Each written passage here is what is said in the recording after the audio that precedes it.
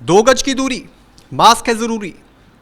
एक बार फिर आप इस चीज को अपने दिमाग में बिठा लीजिए, क्योंकि भारत के अंदर कोरोना के केसेस लगातार बढ़ते जा रहे हैं। आयोन भारत के आंकड़ों के अनुसार देश में इस वक्त 1009 एक्टिव केसेस हैं। बात करें देश की राजधानी दिल्ली की, तो 104 एक्टिव केसेस दिल्ली के अंदर भी हैं, यानी कि जो ये मामला है अब गंभीर होता जा रहा है। इसके पीछे एक चाइनीज एंगल भी निकलकर सामने आ रहा है।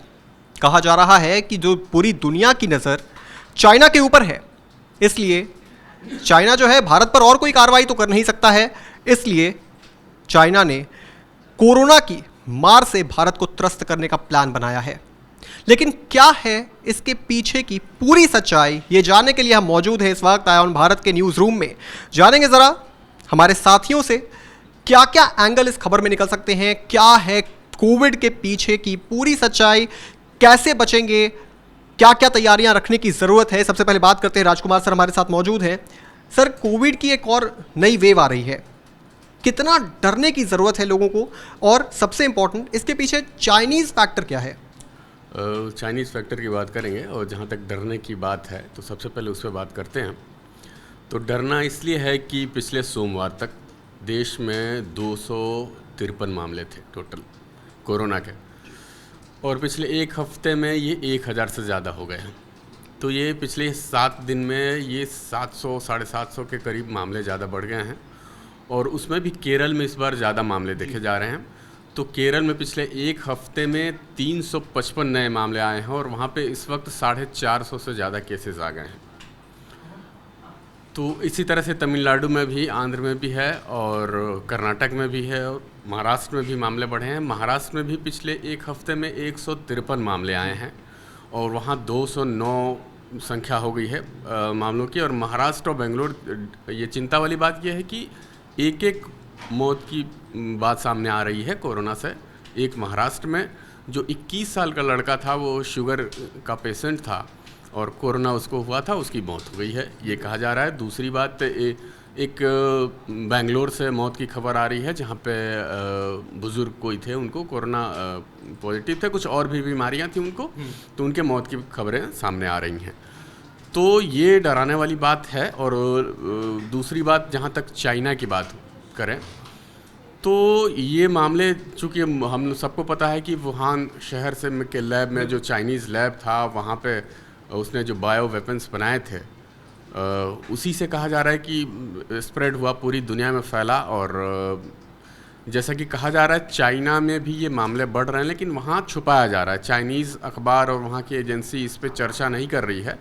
लेकिन इस बात का खुलासा ऐसे हुआ है कि अभी अमेरिका में भी 4 मामले आए हैं जी। और वो चारों लोग चाइना से घूम के अमेरिका वापस लौटे थे, उन लोगों को कोरोना हुआ है।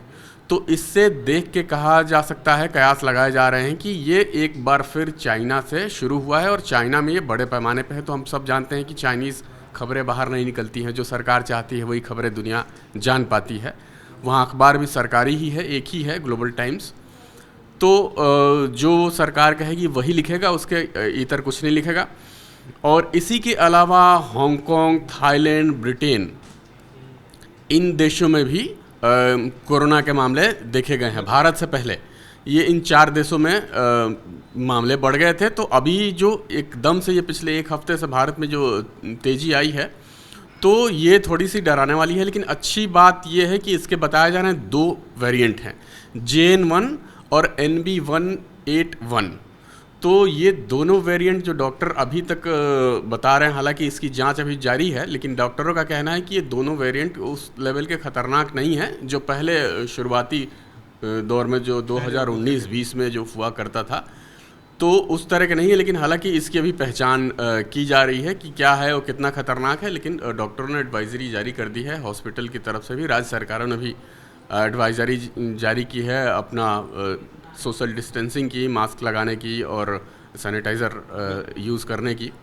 तो हम लोगों को अवेयर रहना पड़ेगा। और ये लेकिन जिस तरह से अभी डॉक्टर कह रहे हैं कि ये इतना उस तरह का घातक है नहीं, तो ये राहत की बात है। लेकिन एहतियात बरतना पड़ेगा और एक्टिव रहने की ज़रूरत है इस पर, और थोड़ा सा सजग रहें और अपनी और अपने दूसरों की भी जान बचाएं। इसलिए ज़रूरी है कि मास्क पहने और सोशल डिस्टेंसिंग का पालन एक बार फिर से हम लोग को करना होगा।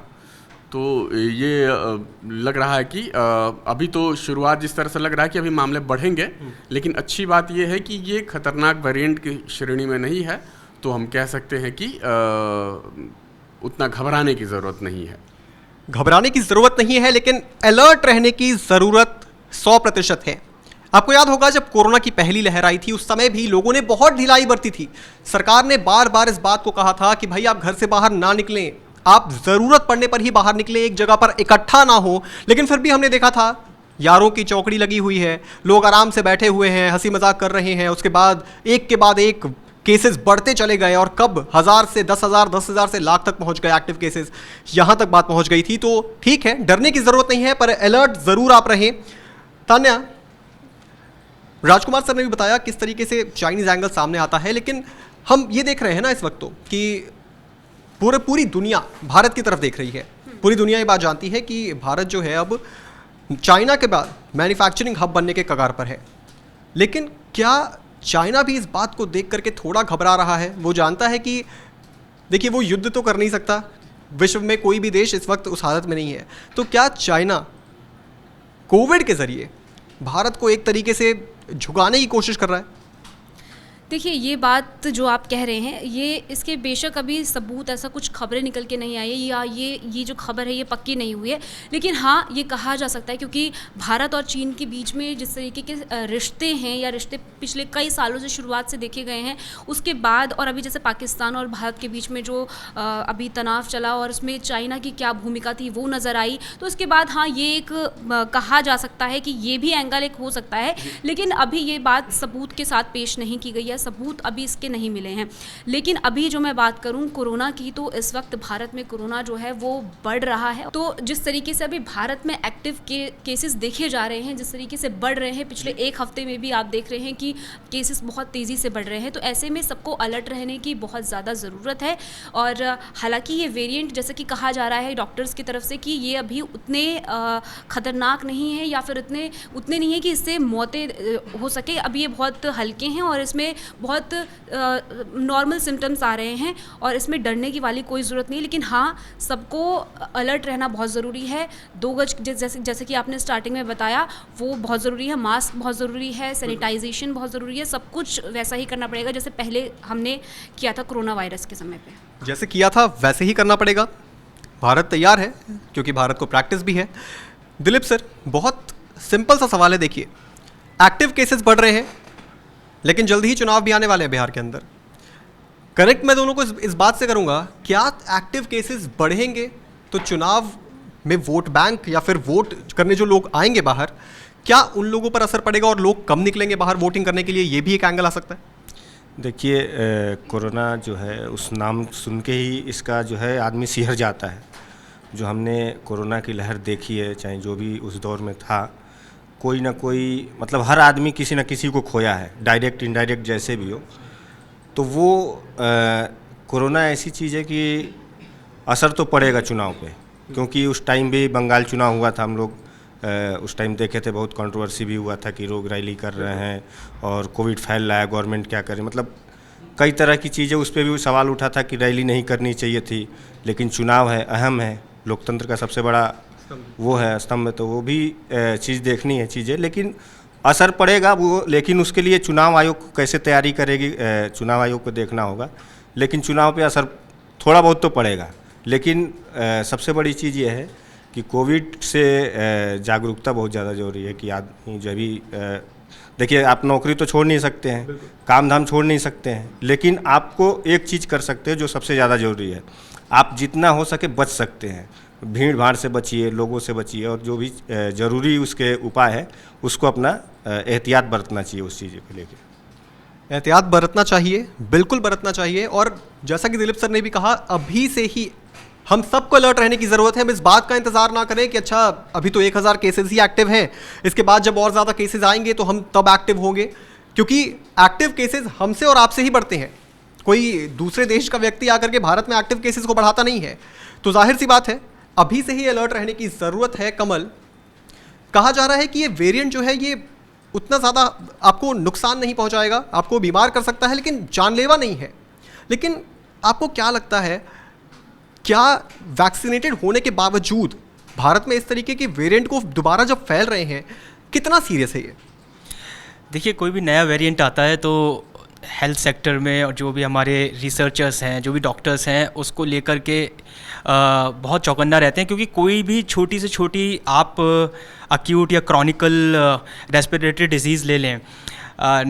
मुझे याद है 19वीं शताब्दी में जिस तरीके से चेचक फैला था, और उसके बाद पोलियो जिस तरीके से फैला, और अभी तो इस सेंचुरी के हम पहले क्वार्टर में हैं, तो पहले ही क्वार्टर में इस सेंचुरी में जब कोरोना आया, तो कोई भी जब बीमारी जो इंसानों के दृष्टिकोण से देखें, जब उसके इम्यून सिस्टम के लिए बिल्कुल नई होती है, चाहे वो खांसी ही क्यों ना हो, वो अपने आप में एक जानलेवा बीमारी होती है, अनटिल एंड अनलेस उसका एक हमें क्या कहते हैं, उसकी डोज ना मिल जाए जो उसको काउंटर करते हो, नए प्रतिरोधक क्षमताएं विकसित करने के लिए।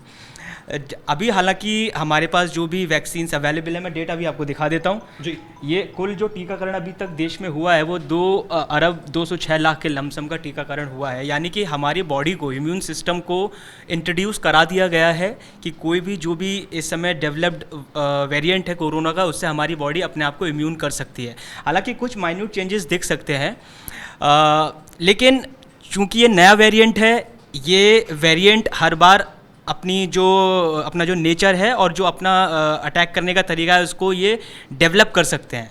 और ऐसे में अगर ये पुराने वेरिएंट से ज़्यादा अगर अपने आप को डेवलप कर पाया है और इंसानों के जो का इम्यून सिस्टम है, अगर उसके मुकाबले में ये ज़्यादा क्या कहते हैं ख़तरनाक बना लिया है इसने अपने आप को, तो ऐसे में ये चिंता का विषय ज़रूर है।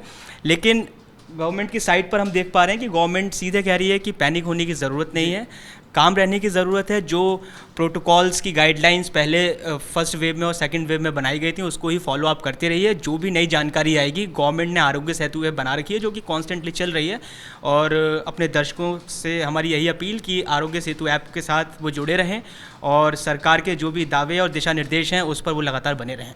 बिल्कुल, दावों और दिशा निर्देश के साथ आप लगातार बने रहें। सबसे बड़ी बात यह है, पिछले वेव में जो हमने गलतियां करी हैं उसको दोहराएं ना। आप अफवाहों पर ध्यान ना दें। आप जितने ज़्यादा अफवाहों पर ध्यान देंगे, व्हाट्सएप पर जो मैसेजेस आते हैं उन पर ध्यान देंगे, चीज़ें कॉम्प्लिकेटेड होती जाएंगी। कई बार ये भी कहा जाता है, 1000 केसेस में भी कई बार व्हाट्सएप पे मैसेज आते हैं कि भैया लॉकडाउन लगने वाला है। जो घबराए लोग होते हैं वो राशन पानी भरने लग जाते हैं अपने घर में। इन तरह की चीज़ों पर तब तक ध्यान ना दें जब तक गवर्नमेंट की तरफ से कोई ऑफिशियल बयान ना आ जाए। सबसे ज़रूरी बात यह है कि हम लोग इस चीज़ से पहले गुजर चुके हैं, हमारे पास एक्सपीरियंस भी इस चीज़ का है कि जब लॉकडाउन लगता है, फॉर एग्जाम्पल, वो तो अभी लगने दूर दूर तक आशाएं नहीं है, मगर अगर लगता है तो किस तरीके से उस चीज़ में हमें रहना है, हम इस चीज़ को लेकर हैबिचुअल हो चुके हैं। एक वक्त तो ऐसा भी था जब ये कहा जा रहा था कि कोविड के साथ हमें हैबिचुअल होना पड़ेगा, हमें कोविड के साथ जीना सीखना पड़ेगा, लेकिन अब वो दौर खत्म हो गया। हम सब पूरे देश ने मिलकर के कोरोना से एक जंग लड़ी और हम जीते हैं। तो इस वक्त इस जंग को शुरू होने से पहले ही खत्म करने का समय है। आप एहतियात बरतें, अफवाहों पर ध्यान ना दें, बेवजह हैंडशेक करें तो इंटरेक्शन जब भी करें हाथों को सैनिटाइज करें। बेवजह आप किसी अननोन व्यक्ति के साथ उठे बैठें तो आप उस चीज़ का ध्यान रखें कि आपको सैनिटाइज रखना है, खुद को आपको दूरी रखनी है। तो इन चीज़ों का ध्यान रखने से ज़रूर हम इस जंग को शुरू होने से पहले ही बंद कर देंगे। आपको क्या लगता है दोस्तों इस पूरी खबर के बारे में? हमें कमेंट सेक्शन में ज़रूर लिखते जाइएगा। देश और दुनिया की तमाम बड़ी खबरों से जुड़े रहने के लिए आप देखते रहें आय ऑन भारत।